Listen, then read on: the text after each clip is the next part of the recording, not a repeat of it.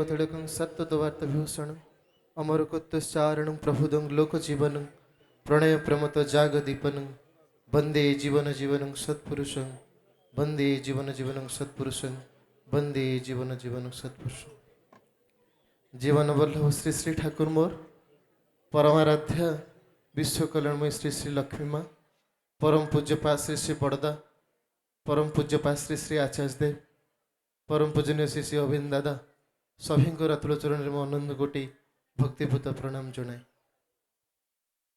आज ये विशेष सत्संग परम पूज्यपाद श्री श्री अभिन दादांकर 26तम जन्म उत्सव सत्संग भुवनेश्वर सत्संग विहार आनुकूल्य रे अति आडंबर सहकारे उत्साहर सहित आवेगर सहित भल पाइबार सहित आमे एठारे परिपालन करुचंती। सत्संग रे उपस्थित ठाकुरंकर पुत पांजाधारी कर्मीबृंद श्रद्धेय गुरु भाई स्नेहमयी मातृकूल छोट बड़ भाई भौणी समस्त को मोर अंतरर रा प्रीति जय गुरु जनाए। ठाकुरंकर गोटे कथा अच्छी सत्यानुसरणी ठाकुर कहते अर्थ मान जस इत्यादि पाइबा आशारे मते ठाकुर सजाई भक्त हो नहीं सावधान हो ठकीजीव तुमर ठाकुरत्व जाग्रत नहले केही तुमर केन्द्र भी नुहंती ठाकुर भी नुहंती फांकी देले ताहा ही पाइब। आहारी कथा भीतर देई गोटे कथा मु तोली धराइबा को चाहे जे ठाकुरत्व जागिबार कथा मो भितरे मु ठाकुरत्व जागिबी किभली भावे।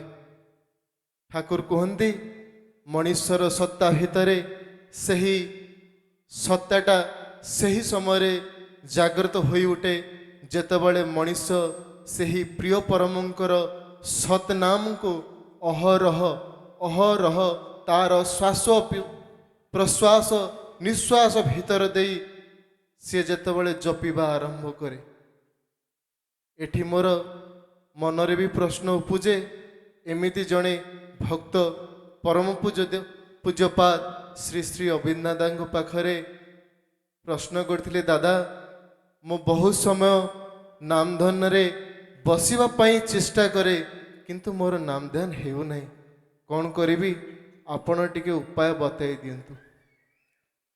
एही कथा को पाथय करी परम पूज्यपाद श्री श्री अभिन दादा गोटे कथा तोली धरले जे दादा आमे छोट बेले जेतेबळे पाठ पढ़ु थाउ सांग मानक भितरे गोटे कौतूहलतार सहित गोटे गेम खेलु खेल खेलु जे मु गोटे केंद्र बिंदु को मा गोटे बिंदु को मु केते समय चाहिकी रही पारे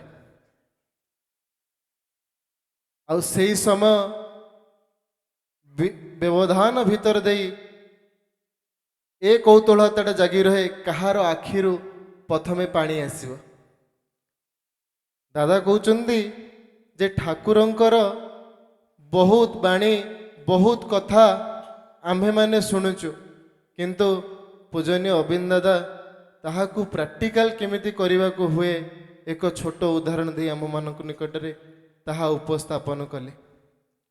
आउ गोटे कथा दादा कहउचंदी ठाकुरत्व जागिबार कथा ये ठाकुरत्व जागिबाटा को दादा कहते यहाँ मोर स्वप्न आपण माने कौन जानती मोर स्वप्न होउची जे आपण मानकर हृदय भितरे ठाकुर बसवास करंतु काठरे तैयारी मार्बल रे तैयारी यही मंदिर गुड़िक भांगी चूरमार हो जाओ आपण मानकर हृदय एक एक मंदिर हो उठू जो मंदिर रे परम पिता बसवास करंतु जेतेबळे मनीष तांको निज हृदय रे बसाए तांको कथा निज जीवन रे परिपालन करने को चेष्टा करे तार जीवन रे जेते झड़ झंझा आसुना कहीं ता भितरे सही शक्ति जागे ताहाको अतिक्रम करने एटा केवल संभव हो पारे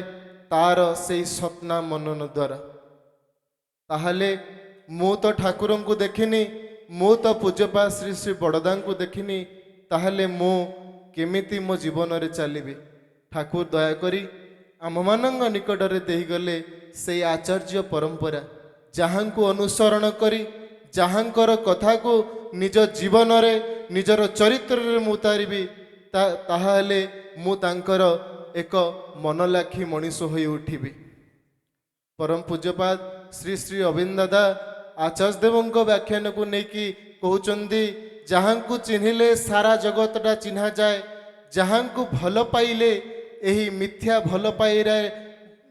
ଭଲ ପାଇବାରେ ବିଶ୍ୱାସ କରି ହୁଏ ନା, ଯାହାଙ୍କ ପ୍ରେମରେ ପ୍ରେମ ଛଡ଼ା ଆଉ କିଛି ହିଁ ନାହିଁ, ସେ ହେଉଛନ୍ତି ମୋର ପରମ ଦୟାଲ।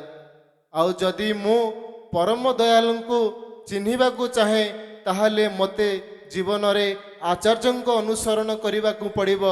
ଆଚାର୍ଯ୍ୟଙ୍କର କଥାଟାକୁ ନିଜର ମଥାରେ ବହନ କରି ଚାଲିବାକୁ ହେବ। ତେବେ ଯାଇ ମୁଁ ଆଚାର୍ଯ୍ୟମୁଖୀ ହୋଇ ଉଠିବି, ତେବେ ଯାଇ ମୁଁ ଇଷ୍ଟମୁଖୀ ହୋଇ ଉଠିପାରିବି।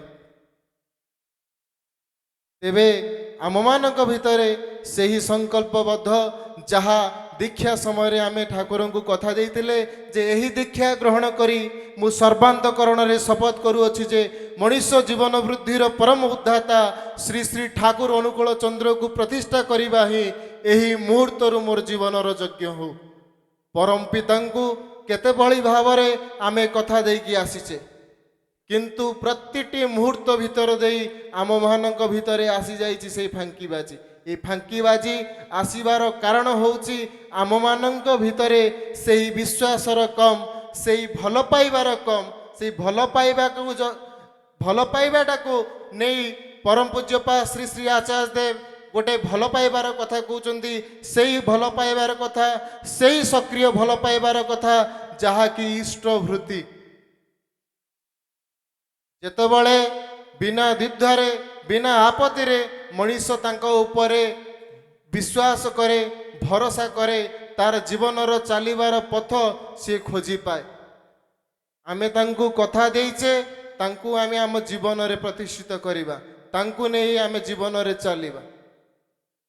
ତେଣୁ ଦାଦାଙ୍କର ଏହି ଜନ୍ମ ଦିବସରେ ପରମ ପୂଜ୍ୟପା ଶ୍ରୀ ଶ୍ରୀ ଆଚାର୍ଯ୍ୟ ଦେବଙ୍କର ଇଚ୍ଛା ଥିଲା ଯେ ପୂଜ୍ୟ ଅବିନ୍ଦ ଦାଦାଙ୍କ ଜନ୍ମଦିନରେ ଆମ୍ଭେମାନେ ଗୋଟିଏ ଗୋଟିଏ ଗଛ ନିଜର ଅଞ୍ଚଳରେ ନିଜର ଘରେ ବୃକ୍ଷରୋପଣ କରିବା। ଏହିଟା ମଧ୍ୟ ସାଫଲ୍ୟ ମଣ୍ଡିତ ହେଇଛି। ବହୁ ଜାଗାରେ ମୁଁ ଆଜି ଦେଖିବାକୁ ପାଇଛି, ସୋସିଆଲ ମିଡ଼ିଆ ମାଧ୍ୟମରେ ସତ୍ସଙ୍ଗ ବିହାର, କେନ୍ଦ୍ର ମନ୍ଦିର, ବହୁତ ଅନୁଷ୍ଠାନ ଗୁଡ଼ିକରେ ଆଚାର୍ଯ୍ୟ ଦେବଙ୍କର ଏହି କଥାଟିକୁ ସମସ୍ତେ ପରିପାଳନ କରିଛନ୍ତି। ତେଣୁ ତାଙ୍କର ପ୍ରତ୍ୟେକଟି କଥାଟାକୁ ନିଜ ଜୀବନରେ ପରିପାଳନ କରିବା ପାଇଁ ମୋତେ ପ୍ରତିଟି ମୁହୂର୍ତ୍ତ ଭିତରେ ସଜାଗ ହୋଇ ରହିବାକୁ ପଡ଼ିବ। କେତେବେଳେ ସିଏ କ'ଣ କହିବେ ତାହାକୁ ମୁଁ ନିଜର ଯଥୋପଯୁକ୍ତ ଶକ୍ତି ଉପଯୋଗ କରି କିଭଳି ଭାବେ ଅବିଳମ୍ବରେ ତାହା ବାସ୍ତବରେ ପରିଣତ କରିବା ପାଇଁ ଚେଷ୍ଟା କରିବି। ତେବେ ହିଁ ହେବ ଏଇଟା ମୋ ଜୀବନର ପ୍ରକୃତ ସାଧନା। ଆଉ ବିଶେଷ କିଛି କହୁନାହିଁ, ସମୟ ଆମ ପାଖରେ ବହୁତ କମ୍। ଏତିକି କହି ମୋ ବକ୍ତବ୍ୟ ସାଙ୍ଗ କରୁଛି। ସମସ୍ତଙ୍କୁ ମୋର ଅନ୍ତରର ରାୟ ପ୍ରୀତି। ଜୟ ଗୁରୁ।